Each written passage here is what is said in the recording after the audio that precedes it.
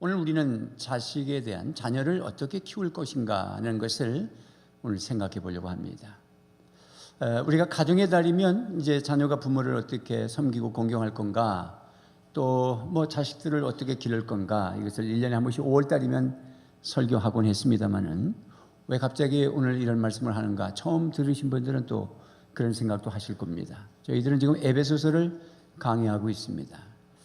에베소서를 강의하면서 부모 효도 얘기가 나왔고, 또 그 전에 부부가 서로 복종하고 사랑해라 이런 말씀도 나오고, 오늘은 부모가 자식을 교훈하고 훈련하고 잘 길러라 이런 말씀이 나오는 영적 위치가 어디쯤 되는 걸까? 왜 에베소서에 이 말씀이 나와 있을까? 이것을 우리가 봐야 합니다. 하나님의 생각은 가정에 대해서 어떤 생각을 가지고 계실까? 하나님이 가정을 만들어 주셨단 말이죠. 한 남자 한 여자가 결혼하도록, 부모를 떠나서. 그래서 가정을 만들고 거기에 자녀가 태어나고, 그래서 그 자녀들은 이제 부모에게 공경하고 효도하고, 또 그 부모들은 자녀들을 주님의 말씀대로 양육하고, 그 부부들은 서로 또 사랑하고, 이게 성경적인 가정의 아름다운 모습이죠. 그래서 이 가정을 통해서 하나님은 이 세상, 온 세상에 하나님을 아는 사람들, 예수 그리스도를 믿어서 구원받은 하나님의 자녀들이 가정을 꾸미고, 그리고 열심히 아름답게 행복하게 살아가는 모습들. 그래서 온 세계가 만물 충만이라고 하는 것은 뭐 다른 말씀이 아니라 하나님의 다스림, 하나님의 천국이 이 땅에 이루어지고 주님의 다스림 속에서 다 행복하게 사는 그 충만이 가정을 통해서 이루고 싶다는 것입니다. 그래서 가정을 통해서 그 가정들이 모인 그 공동체가 교회가 되고, 이 교회라고 하는 예수님의 몸인 교회가 세상을 정복해 가면서 하나님의 나라를 이루어가는 그 기초 단위가 가정이라고 하는 것입니다. 그래서 에베소서 편지를 받는 그때의 성도들, 에베소 교회는 그냥 가정교회입니다. 수천 명이 모이는 게 아니라 100명도 안 모이는 조그마한 교회입니다. 그렇지만 거기는 부모님들이 다 예수를 믿었고, 자식들도 예수 믿어서 같이 앉아있는, 부부가 다 예수 믿는 이런 가정. 그래서 오늘 우리 이 시대에 이 말씀을 그대로 적용하기는 좀 힘든, 여기 앉아 계시면 아내만 예수를 믿고 남편은 안 믿는다든지, 또 부부가 예수 믿지만 이미 자녀들은 다 커서 예수를 안 믿고, 또 자기들 가정을 꾸미고 손주 손녀가 있고 한 이런 구조, 뭐 이런 복잡한 구조 속에서 이 말씀을 획일화하게 적용하기는 좀 어렵습니다. 그래서 일단 이 말씀은 믿는 가정을 향한 하나님의 말씀이라는 것. 그래서 우리가 이 말씀을 들을 때, 나는 우리 남편도 믿지 않고 우리 자식들을 믿지 않고 벌써 다 커서 손주 손녀가 낳고, 이제 그런 입장이면 기도 제목을 가져야죠. 하나님의 생각은 가정을 통해서 만물 충만으로 회복시키기를 원하신다면, 내 기도 제목은 내 건강, 일신 이런 게 아니라 우리 남편이 예수 믿어야 되고, 우리 자식들 예수 믿어야 되고, 우리 손주들도 예수 믿어서 하나님이 기뻐하는 가정을 이루어야지라는 목표를 가지고 기도하셔서 행복한 가정 이루시기를 바랍니다. 먼저 성경적인 가정이다 그럴 때 아버지, 어머니, 자녀가 있어야 된다. 이게 삼각형 구도라고 말씀을 드렸습니다. 특별히 유대인들이 생각하는 구약 성서적인 가정은 아버지는 IQ, 사상, 가치관 이런 걸 심어주는 아버지 교육이라, 율법, 말씀을 외우고 서로 탈무드 디베이트하고 토론하고 하브루타, 질문하고 답하고 이런 훈련을 아버지가 시키는 것이다. 그래서 아이가 IQ가 좋아지고 머리가 좋아지고 창의적 인재가 키워진다. 이게 유대인들이 생각할 때 아버지 역할입니다. 그러면 어머니 역할은 뭐냐?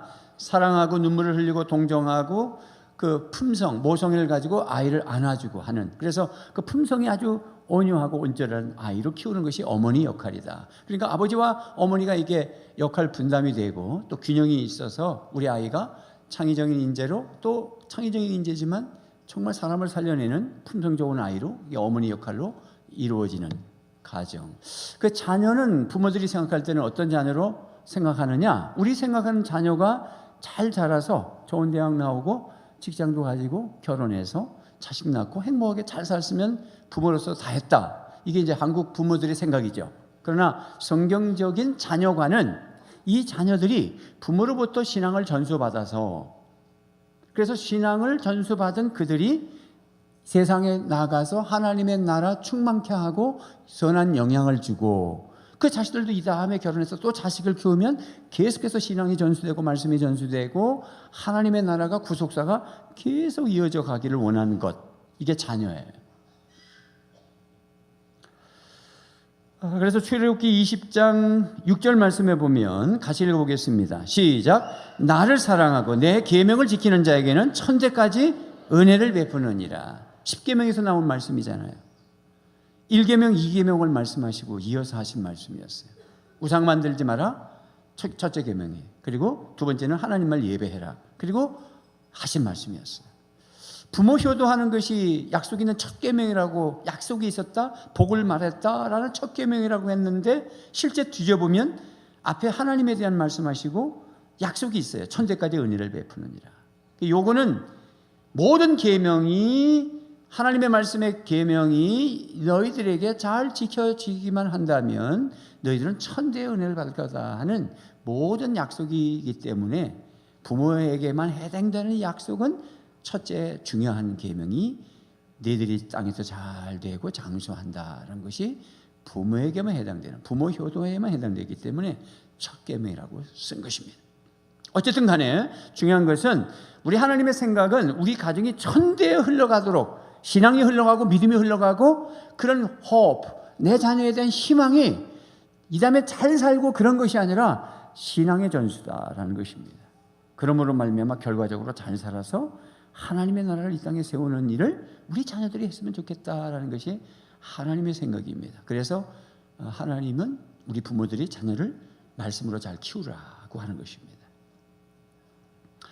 그러려면은 뭐 어떻게 해야 돼요? 일단 결혼해야 뭐 자식이라도 있는데, 요즘 여러분 아시지만 우리 한국의 출산율이 0.97로 내려갔습니다. 2분기, 한 분기, 그러니까 1분기, 2분기 때 계산해 보니까 0.97로 내려가서 3분기, 4분기, 1년을 생각해도 이건 늘어날 가능성이 없어요.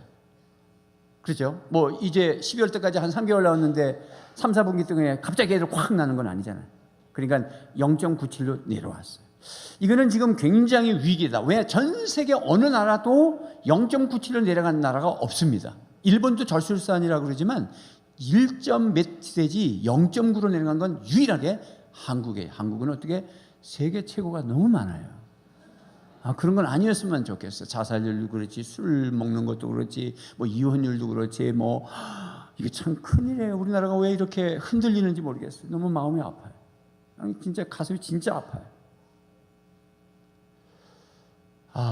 이거는 이렇게 말했어요. 학자들이 전쟁터에, 전쟁이 일어나는 기간에도 그런 적이 없었다. 0.97로 내려간 적이 없었다. 위기다. 위기 중에 위기다. 그리고 최고령 사회로 지금 진입을 하고 인구 절벽 시대가 왔다. 지금 제가 뭐 어떻게 하면 출산 장려가 되느냐 이런 얘기 하고 싶은 게 아닙니다. 이 초점을 맞춰야 되니까, 자녀 교육에다가 초점을 맞춰야 되기 때문에 할 말은 많지만 지금 아주 그냥 절제하면서 글로 들어와야 됩니다. 중요한 건 뭐냐면 애기를 낳아야 뭐 자녀 교육을 해야 되는데 결혼도 하지 않지, 애기 안 낳지, 이런 구조 속에서 어떻게 성경적인 가정, 성경적인 가정을 통해서 만물 충만으로 갈 수 있느냐? 성경은 분명한데, 그러면 우리는 하나님께 불순종하고 있으면서 어떻게 우리가 하나님 앞에 이 대에 설 거냐라고 하는 것입니다. 그래서 출산 장려를 할 게 아니라 작은 애들, 숫자가 작지만 얘들을 창의적인 천재로 키우는 게 더 중요하다.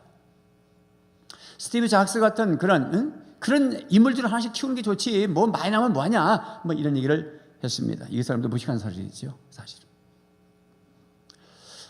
그래서 제가 그 김대식이라고 하는 교수님이신데 뇌과학을 전문하시는 카이스트 박사입니다. 이분이 칼럼을 쓴 거를 봤어요. 뭐라고 했느냐면, 스티브 잡스가 뭐 그분 토론에서 나온 얘기가 아니라 전혀 다른 칼럼인데 제가 보면서 참 동감이 갔습니다. 이 스티브 잡스가 IT의 강국을 만들어내는 그러한 출발점이 되고 또 그 부분에서 천재잖아요. 또 남들이 그런 인물이 한 나라가 있으면 나라가 먹고 산다 그러는 사람이잖아요. 정작 그분의 칼럼을 제가 보니까 스티브 잡스에 대해서 이야기를 쭉 펼쳤어요. 이 스티브 잡스는 시리아 아버지와 미국 여성 가운데서 태어났어요. 그런데 아마 역기능적이고 하기 때문에 자기들이 안 키우고 입양을 시킨 것 같아요. 다른 집에 가서 살았어요. 입양된 사람입니다. 그다가 갑부가 된 거죠. 입양을 됐는데 원래 친부모님들이 또 아기를 낳는데 딸을 하나 낳았어. 그래서 엄마와 이 딸이 이 아들을 만나고 싶어 하는 거예요. 그래서 만나줬어. 그러나 아버지는 시리아 남자 아버지는 절대 안 만났어. 2011년에 췌장암으로 죽을 때까지 안 만났습니다. 가끔은 엄마와 누이 동생을 만났어. 가서 만나러 갈 때마다 새차, 독일제 새차, 아름다운 새차를 늘 새차를 끌고 갔습니다. 이때 여동생이 오빠, 우리는 국가로부터 복지를 후원을 받고 살고 차도 한 대 없는데 차 한 대 사주면 안 되나? 이랬습니다. 근데 스티브 잡스가 한 말로 거절하면서 이랬습니다. 내 차를 폐차시킬 망정 절대 못 사준다. 인격이 망개진 사람입니다. 그리고 그가 20대 때, 스티브 잡스가 20대 때 한 여자를 만나서 아기를 낳습니다. 딸을 낳습니다. 이 딸이 아버지가 갑부가 됐잖아요. 그래서 딸이라고 나타났습니다. 그래서 DNA 검사했습니다. DNA 검사가 일치됐습니다. 맞아요. 근데 스티브 잡스는 DNA 검사도 틀릴 수 있다. 그래가지고 한 푼도 못 줬습니다. 그리고 자기는 췌장암으로 죽었습니다. 칼럼을 쓰신 김 교수님은 스티브 잡스를 나쁜 사람이라고 그랬습니다. 얼마나 나쁜 사람이냐? 그는 여러분들이 원하는 대로 사십시오. 그렇게 주장을 해서 젊은이들에게 영웅이 됐지만 그는 정작 엘리베이터에서 그 직원, 젊은 청년 직원에게 뭘 질문했을 때 답변이 내 마음에 안 차면 바로 사무실에 올라가서 전화를 하고 해고시켰어요. 그런 인물이었다고 그랬습니다. 그래서 그는 나쁜 사람이라고 그랬습니다. 여러분, 우리는 천재가 나면 나라가 먹고 산다. 이건 세상의 원리입니다. 그러나 우리가 생각하는, 즉 하나님이 생각하는 자녀는 품성이 있고 하나님을 사랑하고 구원을 받고 인류를 위해서 공헌을 하지만 자기 자리에서 섬기면서 따뜻한 사랑을 전달할 줄 아는 품성 있는 자녀를 말하는 거지, 그런 나쁜 사람을 길러내는 것은 아닙니다. 여러분, 가장 중요한 것은 우리는 명령대로 결혼해야 되고 명령대로 생육하고 번성해야 되고 명령대로 이 땅을 다스려야 되고 명령대로 오늘 말씀대로 자녀를 길러야 합니다. 에베소 6장 4절 말씀에 세 번역으로 보면 같이 읽겠습니다. 시작. 또 아버지 된 이 여러분의 자녀를 노엽게 하지 말고 주님의 훈련과 훈계로 기르십시오. 자, 아버지라는 거. 오늘 우리가 개역 개정은 아비드라, 그래서 마치 부모님들아 이렇게 된 것처럼 보이지만 그러나 헬라어는 파테르 이렇게 되어 있습니다. 이게 아버지입니다. 파파, father, 아버지입니다. 아버지들이 지금 잘 정신 차리셔야 됩니다. 아내에게, 엄마에게 다 교육을 맡겨놓고 돈만 벌면 훌륭한 아버지라고 착각하면 아버지 나중에 버림받습니다. 잘 들으셔야 됩니다. 주님은 뭐뭐 하지 말고 뭐뭐뭐 하라, 이런 패턴으로 우리에게 말씀하시죠. 항상 노엽게 하지 말고 훈계로 길을 넣어라, 이렇게 되어 있습니다. 먼저 자녀를 노엽게 하지 말라, 그렇게 말씀하고 있습니다. 저는 오늘부터 3주에 걸쳐서 다음 주, 그다음 추석 주일까지 한 3번을 거쳐서 자녀 교육에 대해서 설교를 할 것입니다. 지금 길기 때문에 잘랐습니다. 그래서 오늘은 자녀를 노엽게 하지 말라는 말만 하겠습니다. 이때 배경, 이때 자녀를 노엽게 하지 말라고 한 말씀을 에베소서를 편지를 전달했던 그때 사회적 배경은 로마 문화입니다. 그때 로마 문화는 가부장적, 즉 가장에 절대 권력이 있어가지고 자식이 장애인이 태어나면 죽일 수 있었습니다. 자식이 말 안 들으면 노예로도 팔 수도 있었습니다. 그런 분위기였습니다. 그냥 자식이 그냥 옛날 애들, 우리도 보면 애들은 가라, 애들 아주 우습게 여기고 여자 우습게 여기고 그런 거였죠. 그때는 더했어요. 그러니까 그 시대에 자녀를 화나게 하지 말란 말은 혁명적인 말이요, 이거는 성경이요, 이거는 복음이에요. 할렐루야. 그러니까 오늘도 우리 시대에 현대가 역기능적이고 결혼 안 하고 복잡한 구조 속에서 이 말씀을 하면, 아이고 목사님 시대에 뒤떨어진 얘기합니다. 1000번 만번 그런 얘기해도 당신은 세상에 물드는 세속주의자입니다. 우리는 성경에 들어와서 하나님의 말씀을 봐야 합니다. 자식을 노엽게 하지 말라는 것입니다. 아멘입니까? 여기 노엽게 하지 말라는 말은 화나게 하지 말라 그 말입니다. 왜 자녀를 화나게 할 수 있습니까? 어떻게 하면 자녀가 화가 납니까? 거꾸로 뒤집으면 어떻게 하면 자녀를 화나지 않게 할 수 있습니까? 왜 그렇게 중요합니까? 여러분 오늘 말씀에 자녀를 노엽게 하지 말라는 말을 하지 마시고 그냥 성경이 아비들아, 부모님들아, 너희 아비들아, 오직 자녀를 주 안에서 주님의 말씀으로 교훈하고 훈계해라. 그렇게 해도 되는데 꼭 노엽게 하지 말라는 말은 왜 했을까? 물어볼 수 있잖아요. 그러니까 중요한 거잖아. 이거 그냥 슬쩍 지나갈 필요가 없는 부분입니다. 아주 굉장히 중요합니다. 왜냐하면 자식이 화가 나는데 무슨 교육이 됩니까? 자녀가 화가 나서 마음을 닫았는데 아버지가 책망한다고 듣습니까? 교훈한다고 듣습니까?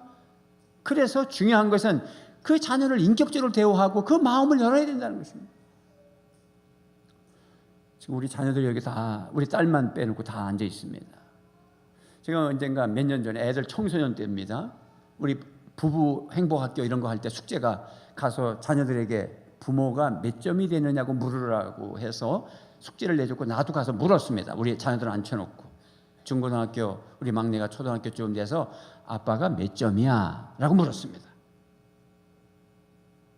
말씀드리지 않겠습니다. 100점이라서 지금 이렇게 자신 있게 설교하는 건 아니에요. 그런 변명을 하려고 말씀드립니다.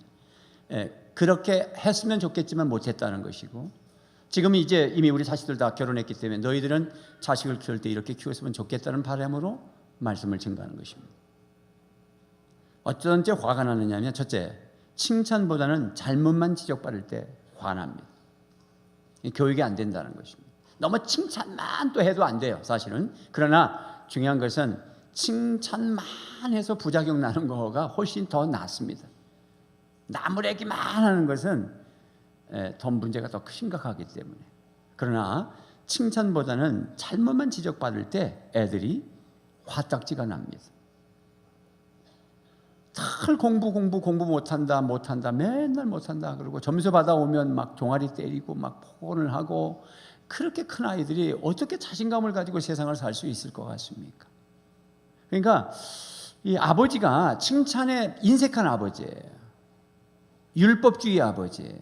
너무 규칙도 많고 자식을 키우는데 칭찬하지 않는. 그래서 어쩌다가 정말 이 아이가 막 죽도록 목숨 걸고 공부해가지고 100점마다 오면 이번에는 시험이 쉬웠구나. 이런 아버지. 허망감이 드는 아버지. 그게 열등의식이에요. 그러니까 자기 이런 자식들은 공부를 잘함에도 불구하고 열등의식이 있어요. 명문대 나왔는데도 열등의식이 있어요. 거기다가 명문대 못 나왔다. 그건 아무것도 못하는, 나는 아무것도 잘하는 게 없다. 이렇게 생각하고 있습니다. 이게 문제입니다. 두 번째는 된다는 말보다는 안 된다는 말만 들을 때 아이들은 화가 납니다. 그건 안 돼, 저것도 안 돼, 먹으면 안 돼, 뛰어나지만 안 돼, 뭐 하면 안 돼. 매사가 부정적일 때 거기다가 소리까지 꽥꽥 지르면서 안 돼. 이런 아이들은 아버지가 나가면 자유합니다. 아버지가 들어오면 숨이 막힙니다. 그런 구조에서 어떻게 주의 말씀으로 훈육하고 양육할 수 있습니까? 아버지가 며칠 출장 갔다 할렐루야입니다. 그러니까 요즘 4살짜리가 그런다잖아요. 엄마 왜? 우리 집엔 TV도 있고 냉장고에는 먹을 것이 많은데 아빠는 왜 있어? 또 그런다잖아요. 요즘에 아이들이 잘 되려면 할아버지가 부자여야 되고 정보력이 센 엄마가 있어야 되고 아버지는 없어야 된다고 그러잖아요. 남편은. 이런 세상의 말 참 기가 찬 말이지만 우리가 반성해야 되는 거예요. 아빠들이 열심히 벌어서 다 키우면서도 말 한마디 잘못해가지고 인정 못 받는. 뛰어다니지 마라 그렇게 하는 것보다는 좀 교회에서는 천천히 걷는 게 좋겠지. 지금 예배 시간이니까 조용하면 좋겠지. 예배 시간에 떨지 마. 거기다가 제발 그러지 마세요. 목사님이 혼낸다. 그런 얘기 하죠. 목사님하고 어릴 적부터 완전히 원수 만들 일이 있습니까? 목사님으로부터 복을 받아야 되는데 애들이 목사 그러면 경찰, 검찰 이렇게 생각하면 안 되잖아요. 세 번째는 다른 자녀와 비교할 때 화가 납니다. 다른 자녀와 비교할 때 화가 나겠죠. 이거 사실은 제가 우리 자식들을 키우면서 이랬을 때 화가 났겠다 생각하고 적은 거예요.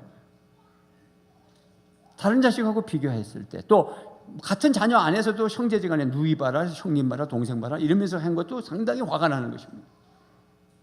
자녀들마다 은사가 있잖아요. 재능이 있잖아요. 품격이 다르고요. 우리가 제 아들들의 딸을 낳아서 다 결혼했지만 다 특성이 달라요.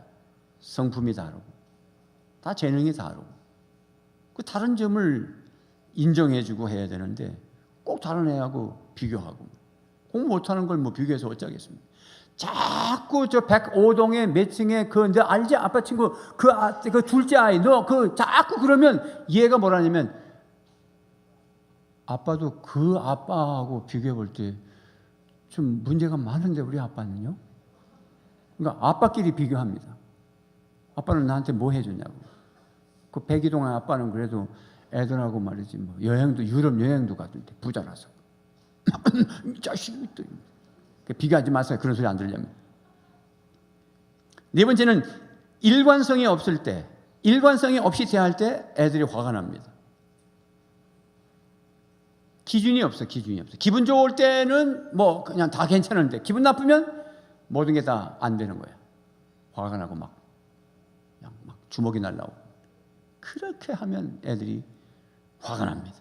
기준이 있어야죠.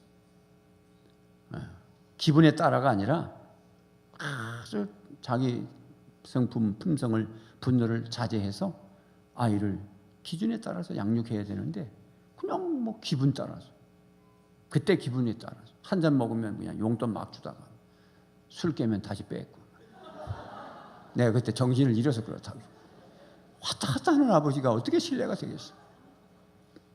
다섯 번째는 부모 시대의 경험을 가지고 강요할 때입니다. 옛날에 말이야 6.25 때 1.4 때 우리 아들들 뭐 군대 생활하면 제가 아빠 군대는 수색 때 아침에 새벽부터 빠따 맞았어. 군대냐? 그러면서 이런 게 다 옛날 아빠가 아버지가 엄마가 살았던 것을 강요할 때 그러므로 넌 이렇게 살아 이렇게 강요할 때 옛날 말이야 우리는 시집가서 겨울에 얼음 깨고 빨래했다. 지금은 뭐 냉장고, 에어컨, 뭐 세탁기 다 있는데 뭐가 불편해? 그럼 화나게 하는 것입니다. 여섯 번째는 마냥 어린애 취급할 때입니다. 물론 이게 이제 연령에 따라서 마냥 어린애 취급할 때는 어린애일 때는 어린애 취급해도 돼요. 그래서 어린애 입장에서 부모 효도는 절대 순종이지요. 그러나 20세가 넘으면 고등학교 졸업하면 성년이잖아요. 우리 교회는 청년 대표가 없잖아요. 다 어른을 취급해서 여기 다 앉아 있거든요.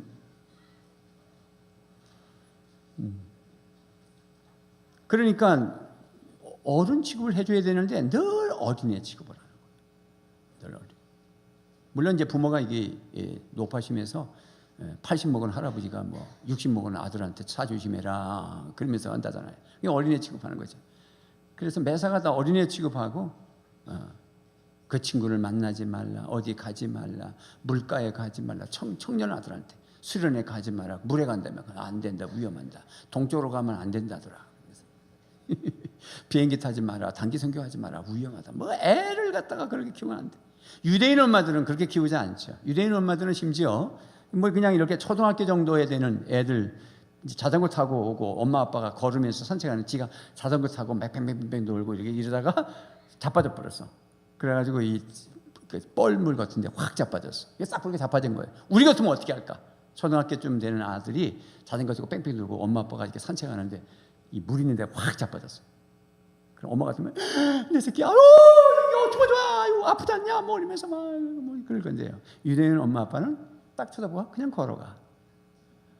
그냥 마음에 종아리죠. 저거 다치지 않았을까? 뭐 그래도 훈련하기 위해서 엄마 아빠는 그냥 대화하면서 그냥 걸어가. 그러면 이놈은 지가 넘어져가지고 툭 털고 다시 자전거 끌고 와. 그리고 그냥 타.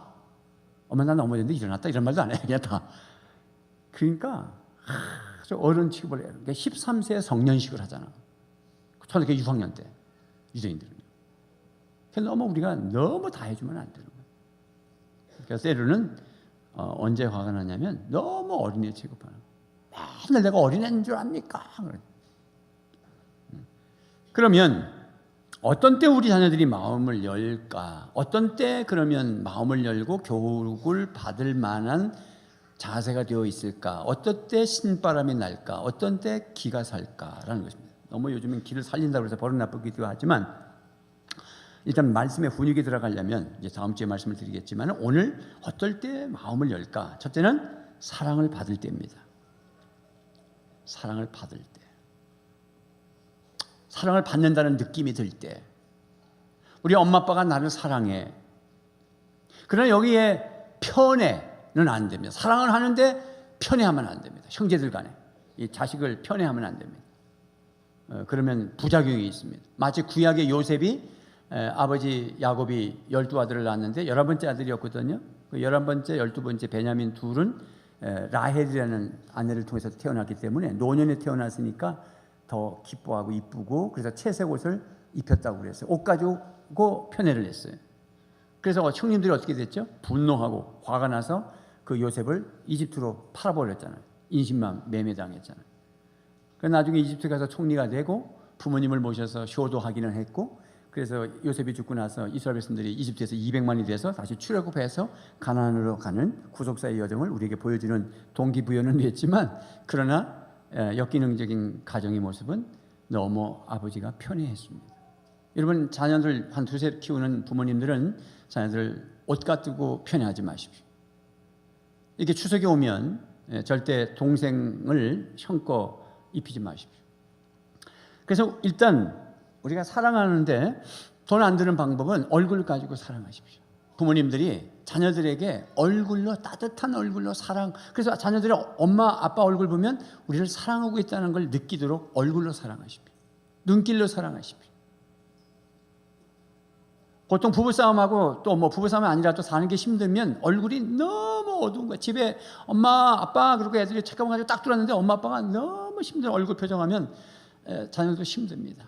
거기다가 막 자기들 힘들고 짜증나니까 그냥 막 소리 지르고 막 빨리 씻자라 이러면서. 그러면 평소에 잘 하시면서도 그런 걸로 인하여 상처를 주고 마음을 닫게 하는 것입니다. 그래서 얼굴로 사랑하십시오. 혹시 부부싸움 하셨다. 또 혹시 회사에서 아빠는 좋은 일이 별로 없고 힘든 일이 오늘 있었다. 구박받고 여러 가지 어렵다. 그러면 차에서 들어가시기 전에 차에서 백미러로 얼굴을 보고 좀 다듬으셔야 됩니다. 웃는 연습도 좀 하고 들어가셔야 됩니다. 그만큼 자식을 사랑해야 합니다. 그래서 마음 관리를 잘 해서 딱 들어가셔야 됩니다. 그럼 애들 배 깔고 막 TV 보고 막 그래도 그냥 짠짠 우리 공주 내 새끼들 그렇게 사랑하셔야 됩니다. 얼굴로 사랑하십시오. 엄마들 입이 이만하고 나가지고 설거지에 확확 부딪히고 그러지 마십시오. 불안합니다. 사랑을 표현하십시오. 이 아빠들이 사랑을 표현하지 않아서 열심히 벌어서 애들 키웠어도 사랑 표현하지 않아가지고 우리 아버지는 날 사랑하지 않았다고 생각하는 경우가 너무 많습니다. 사랑을 표현하십시오. 사랑해 아들 사랑해 넌 보배야. 이렇게 사랑하십시오. 가끔쯤 생각 없는 엄마가 이럽니다. 내가 말이야 너 임신했을 때 지우려고 독한 약을 몇 번 먹었다. 그 웃음의 소리를 하는 거야. 근데 어떻게 네가 이렇게 건강한지 모르겠다. 이런 말은 허망한 거예요. 그거 좋은 말 아니에요. 그런 말 하는 거 아니에요. 그때는 웃고 지나갈지 모르지만 나중에 자꾸 생각이 납니다. 아들이 또 딸이. 그러다가 언젠가 폭력을 써버리면 아하 내가 태어나지 말게 태어나가지고 저 양반 저러시구나 이렇게 오해합니다. 그래서 절대 그런 말 하는 게 아니에요. 사랑의 표현을 하십시오. 너는 보배다 귀중하다. 너는 너를 낳고 내가 얼마나 기뻤는지 모른다. 여러분 재론잔치도 꼭 가셔야 되고 아빠들은 엄마들은 당연한 거기 때문에 아빠를 지금 얘기하는 거 아빠를 하라고 그랬으니까 아빠들 잘 안 돼서 그런 것 같아요. 그리고 세 번째는 스킨십을 하십시오. 스킨십 이게 안아주는 겁니다. 안아주십시오. 지금 제가 우리 애들 다 결혼했지만 어릴 적엔 더 많이 안아줄 걸. 저는 뭐 지금 어른이라도 애들이 다 결혼했어도 지금 다 안습니다. 두르면 막 허구합니다. 며느리까지도 막 그럴 마음이 있지만 어릴 적에 더 많이 안아줄 걸. 기억이 지금 삼삼해 얼마나 안아줬는지. 여러분 많이 안아주십시오. 기술 말로 사랑해줘. 젊은 우리 아들들이 이렇게 다 컸으면은 엄마가 안아주세요. 아들한테는 엄마의 그 모성애로 그냥 꽉 껴안아 주십시오.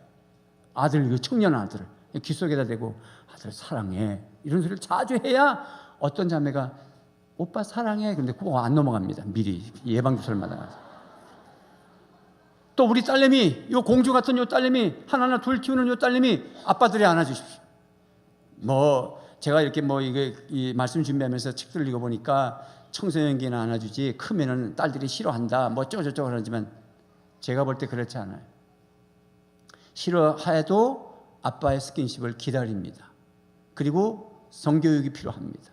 말로 하지 않는 성교육입니다. 아빠가 다 큰 딸이지만 아직 결혼 전이지만 따뜻하게 안아주면서 공주 사랑해. 난 너밖에 없어. 너 오길 기다렸는데 오늘 일찍 퇴근했구나.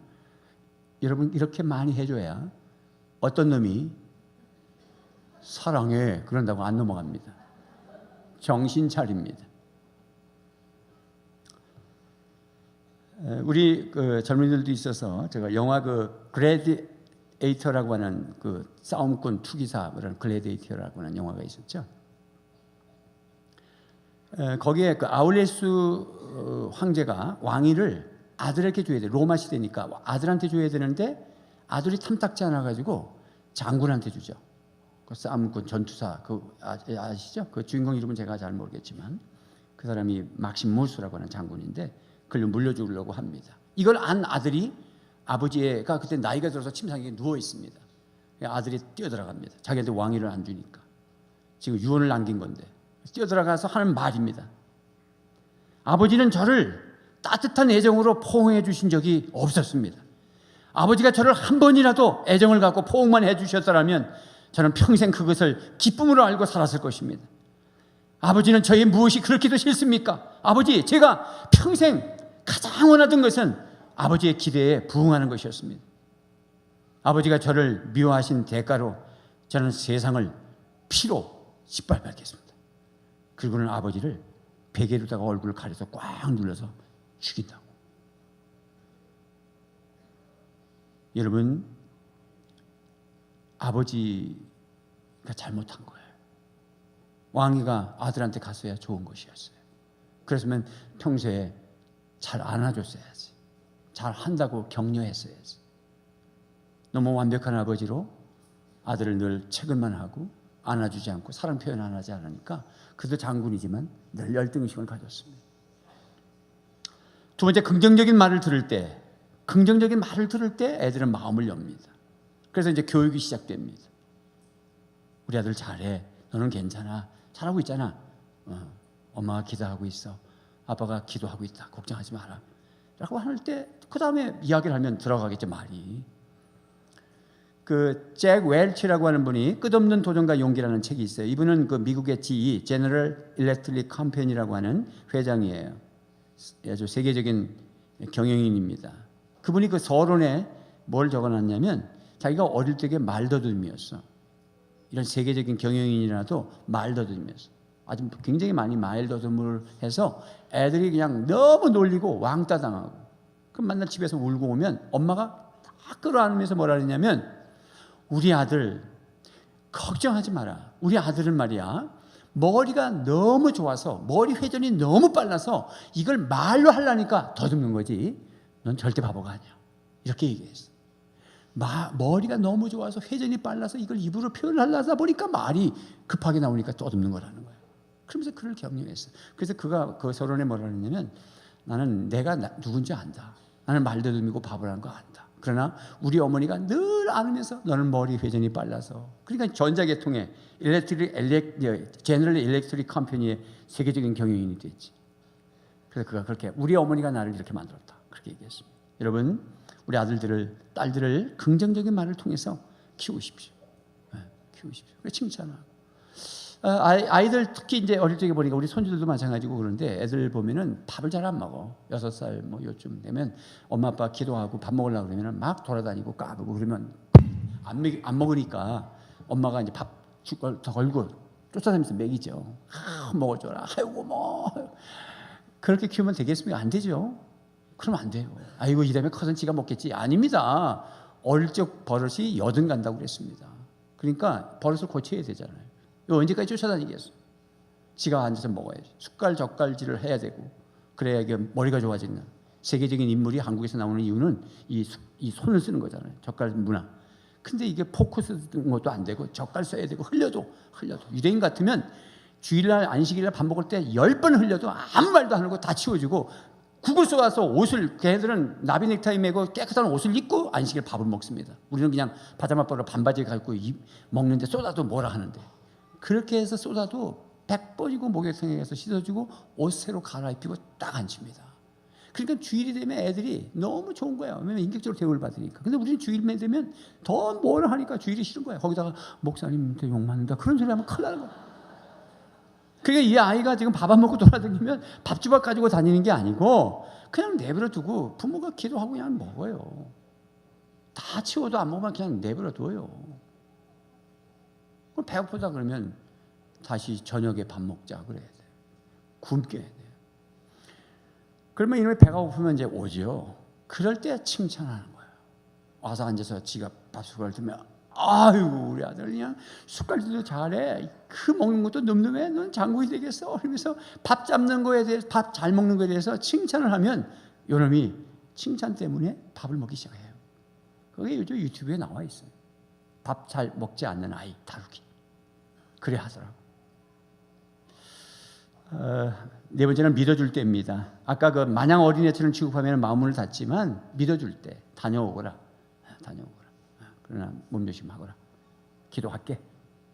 그래서 청년쯤 됐을 때는 부모님이 좀 신뢰를 보냈어요. 그래서 마음을 열고 믿어주고 자식을 늘 의심하고 불신하고 그럼 화가 납니다. 자, 그렇지만 마지막에 이제 네 번째 우리가 교환에 있는 대로 자녀 교육, 인간의 힘으로 불가능하다는 것을 아십니까? 인간의 힘으로는 불가능해요. 하나님의 영역이 따로 있어요. 그래서 하나님이 되게 하셔야 돼요. 여백이 있습니다. 우리가 다 완벽하게 100%로 잘해야 자식이 크는 거 아니에요. 우리 100점짜리 없으니까 최선을 다하시되 하나님께 좀 맡기셔야 됩니다.